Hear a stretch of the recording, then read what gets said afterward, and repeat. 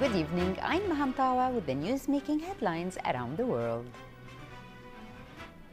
His Highness the Emir receives His Excellency the Prime Minister of New Zealand on the occasion of his visit to the country. Deputy Premier and Minister of Interior calls for more coordinated work among the GCC countries to face swift regional developments. A Kuwaiti airplane arrives in Beirut loaded with 33 tons of humanitarian aid for the Syrian refugees in Lebanon. And the Saudi-led coalition continues to target positions of the Houthi rebels and their allies across Yemen.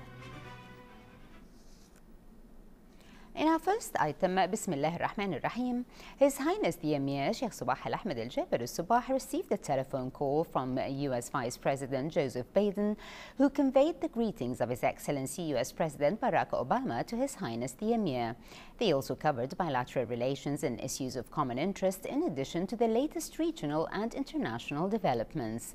On his part, His Highness the Emir expressed gratitude to the U.S. Vice President for this gesture that reflected the depth of mutual ties between both countries, and extended greetings to President Obama, wishing him good health and the joint relations further growth. His Highness the Emir Sheikh Sabah Al-Ahmed Al-Jaber Al-Sabah received this morning at Bayan Palace His Highness the Crown Prince Sheikh Nawaf Al-Ahmed Al-Jaber Al-Sabah.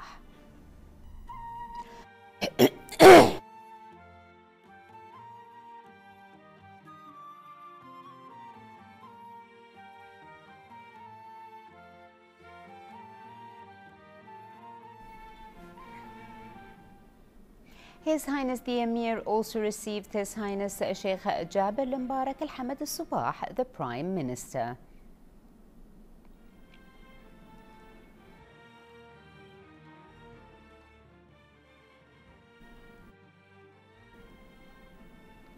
His Highness the Emir then received the First Deputy Prime Minister and Foreign Minister Sheikh Sabah Al-Khalid Al-Hamad Al-Sabah.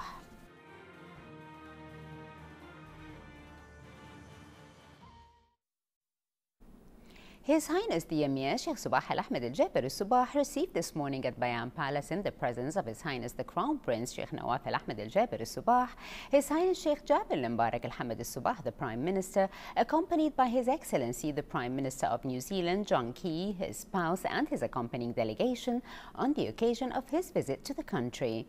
The meeting was attended by the First Deputy Prime Minister and Foreign Minister Sheikh Sabah Al-Khalid Al-Hamad Al-Sabah, Deputy Minister of the Emiri Diwan Affairs Sheikh Ali Jarrah Al-Sabah, Head of the Mission of Honour accompanying His Excellency the Premier of New Zealand, Advisor at His Highness the Premier's Diwan Sheikh Dr. Salim Jaber Al-Ahmed Al-Sabah, Head of the Mission of Honour accompanying the spouse of His Excellency the Premier of New Zealand, Advisor at His Highness the Premier's Diwan Sheikh Dr. Rasha Hamoud Al-Jaber Al-Sabah.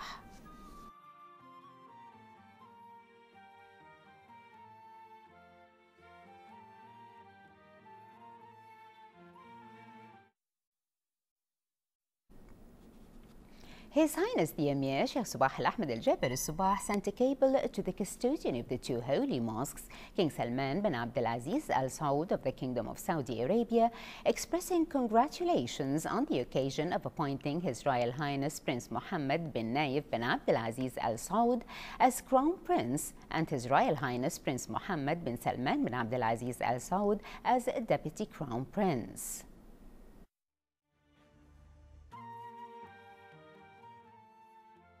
Of the two holy mosques, King Salman bin Abdulaziz Al Saud of the Kingdom of Saudi Arabia, expressing congratulations on the occasion of appointing His Royal Highness Prince Mohammed bin Nayef bin Abdulaziz Al Saud as Crown Prince, and His Royal Highness Prince Mohammed bin Salman bin Abdulaziz Al Saud as Deputy Crown Prince.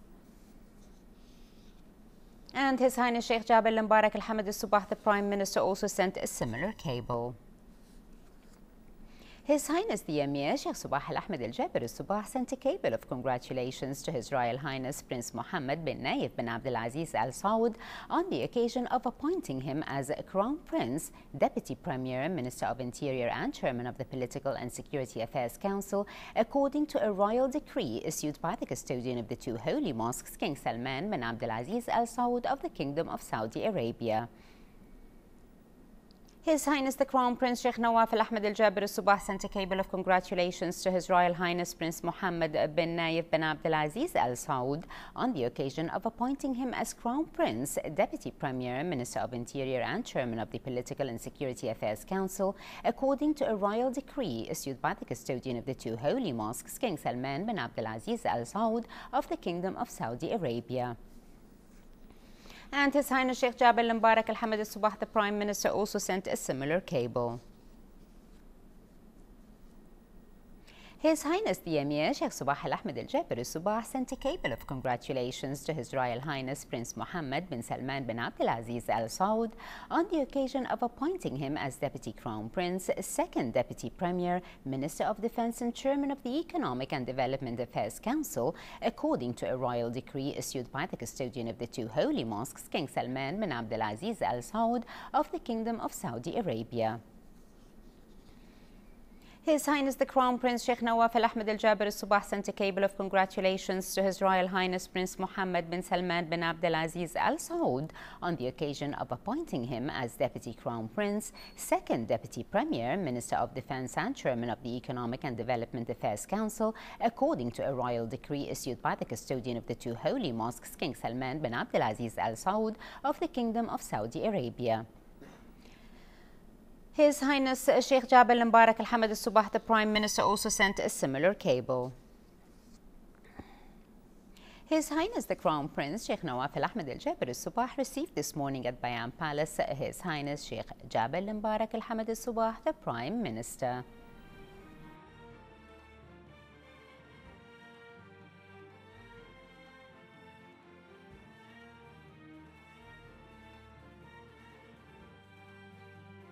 His Highness the Crown Prince also received the First Deputy Prime Minister and Foreign Minister Sheikh Sabah Al Khalid Al Hamad Al Sabah.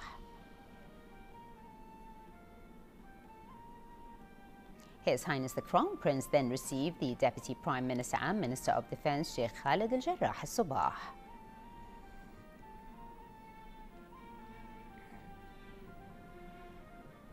His Highness the Crown Prince later received Minister of State for Cabinet Affairs Sheikh Mohammed Al Abdullah Al Mubarak Al Sabah.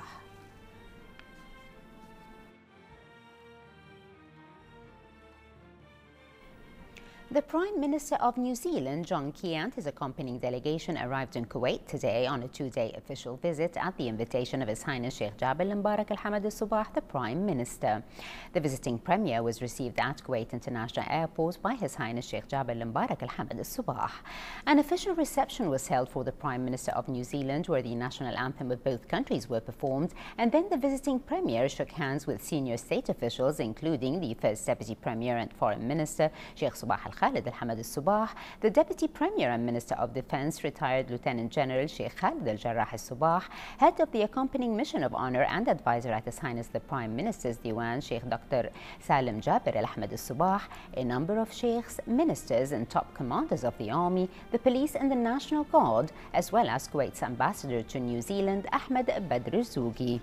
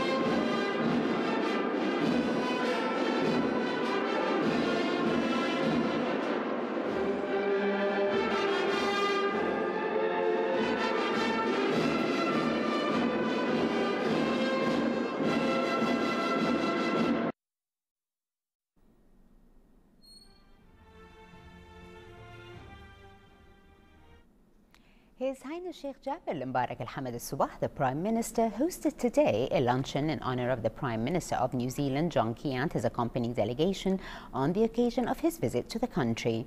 During the banquet, they exchanged cordial talks in a friendly atmosphere that reflected close and distinguished relations between both countries and discussed ways of bolstering bilateral cooperation in various fields. They also tackled both countries' stances in main regional and international issues of mutual interest. The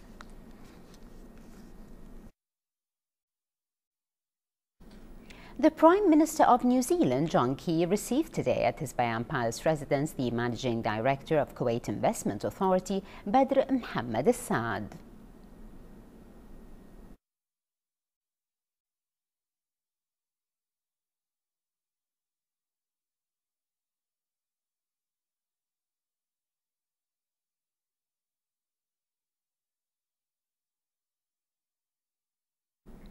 The visiting Premier also received the Director General of Kuwait Fund for Arab Economic Development, Abdul Wahab Ahmed Al Badr.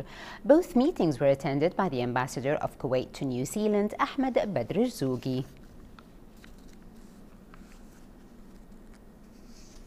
Acting Speaker of the National Assembly, Mbarak Ibn Al Khrainij, met today at his office with the Prime Minister of New Zealand, John Key, and his accompanying delegation currently visiting the country.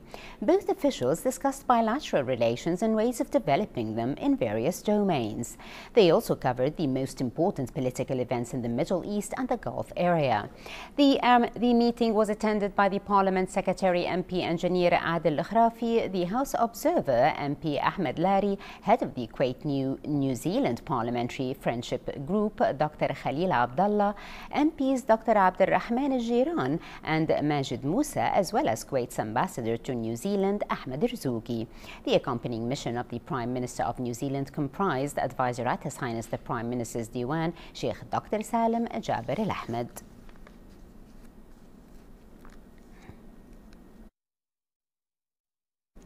The Deputy Premier and Minister of Interior, Sheikh Mohammed Al Khalid Al Hamad Al Sabah, called for more coordinated work among the GCC countries to face swift regional developments.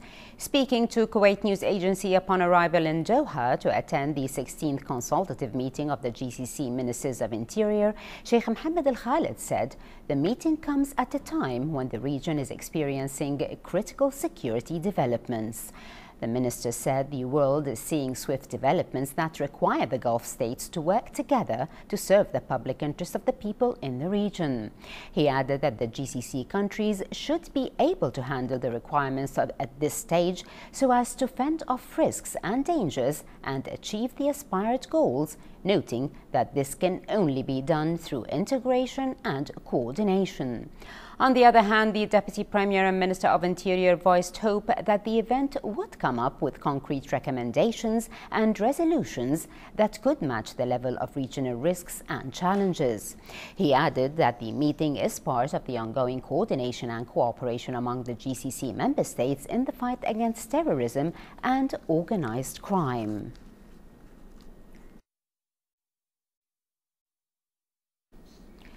A Kuwaiti airplane arrived in Beirut today loaded with 33 tons of humanitarian aid sent by Kuwait's Higher Relief Committee for the Syrian refugees in Lebanon.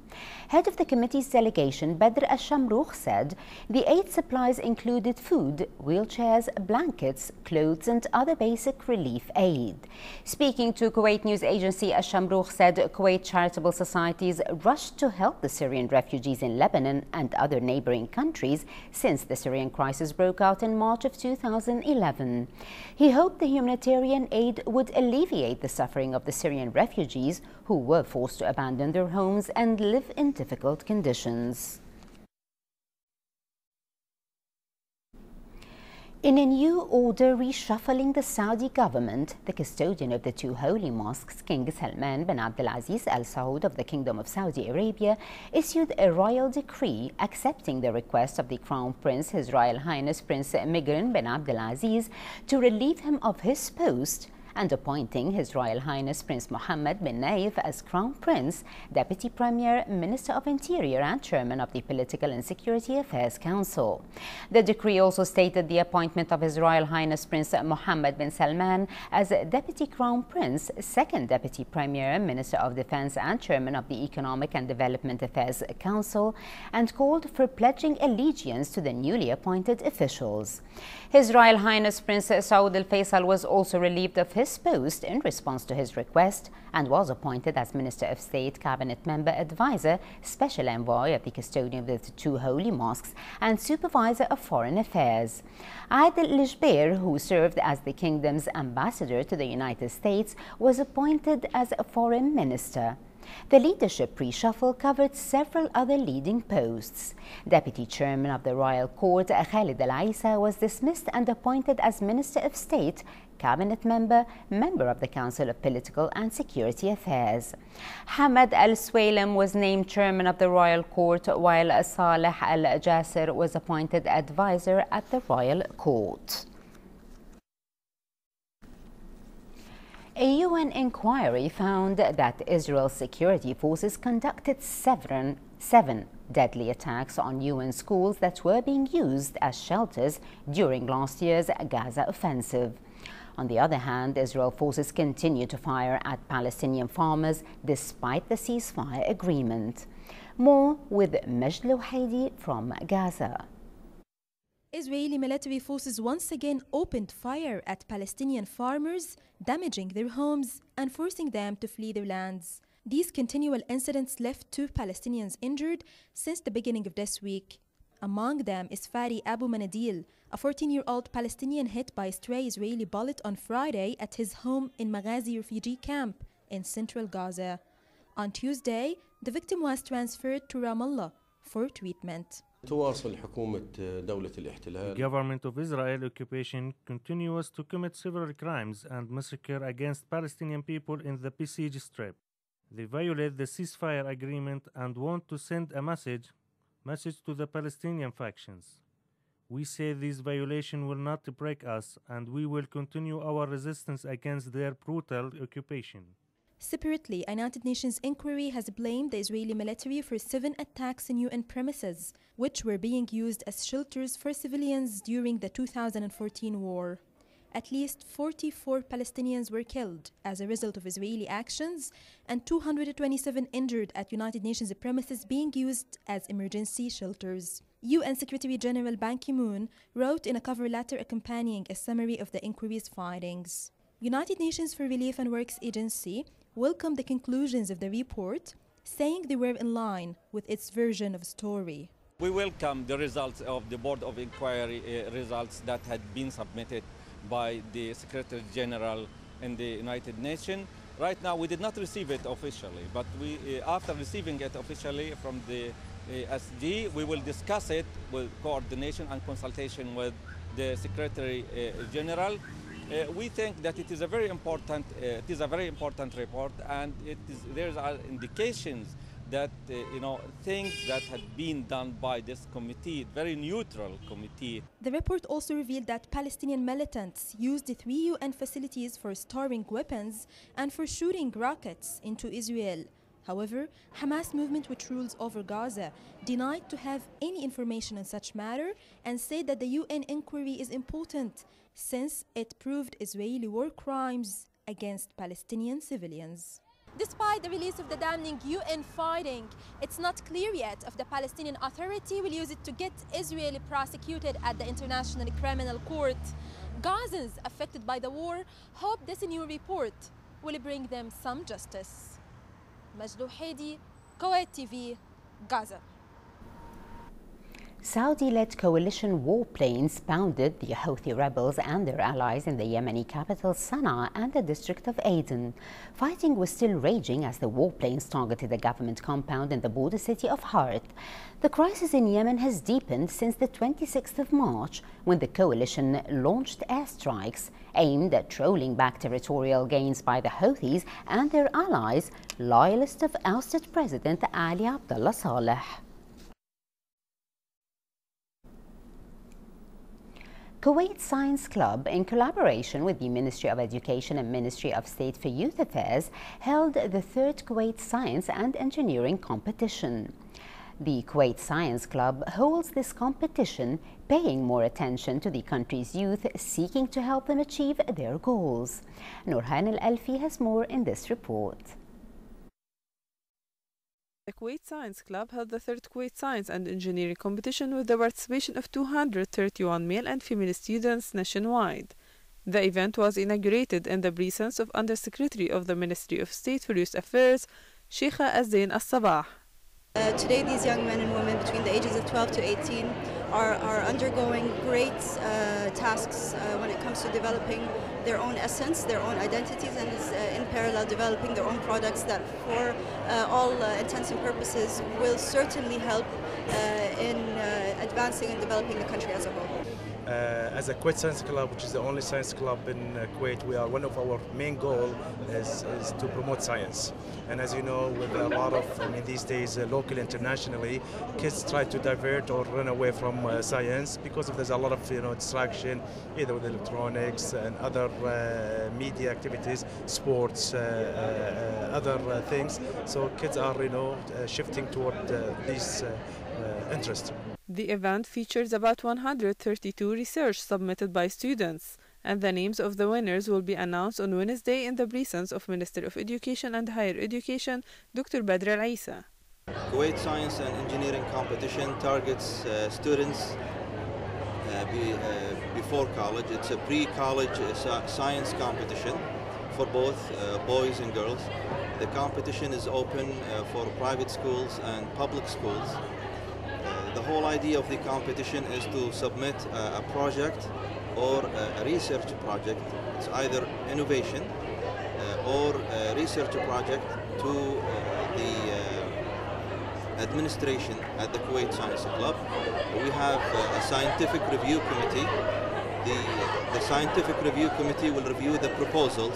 After reviewing the proposals, whoever passes the first stage of the competition will pursue and continue to the next stage of the competition. The Kuwait Science and Engineering competition is considered the country's largest scientific one, organized by the Kuwait Science Club and supported by the Kuwait Foundation for Advancement of Sciences, in collaboration with the Ministry of Education and the Ministry of State for Youth Affairs. As Kuwait is always keen on developing young talents and benefiting the society, the exhibition gathered a lot of creative projects in order to encourage them and give them a chance to participate on the International Science and Engineering Fair. From Kuwait Science Club, I'm Nurhan Al-Alfi reporting for the English News. In our final item, we check the local financial news, where the three main indices of Kuwait Stock Exchange were positive by the end of today's trading session, with the price index gaining 6 points to register at 6,367 points. The KSX 15 index also put on 14 points to read as 1,051 points. The share of the Gulf Finance House was the top gainer of the day, while that of Yako Medical Company was the top decliner.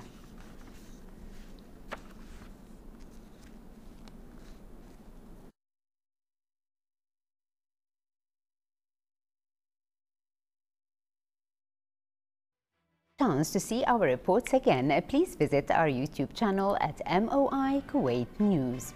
Well, with that, we conclude our news bulletin. Thank you for joining us. Have a pleasant time. I'm Maham Pawa. Before we go, we remind you once again of our main top stories.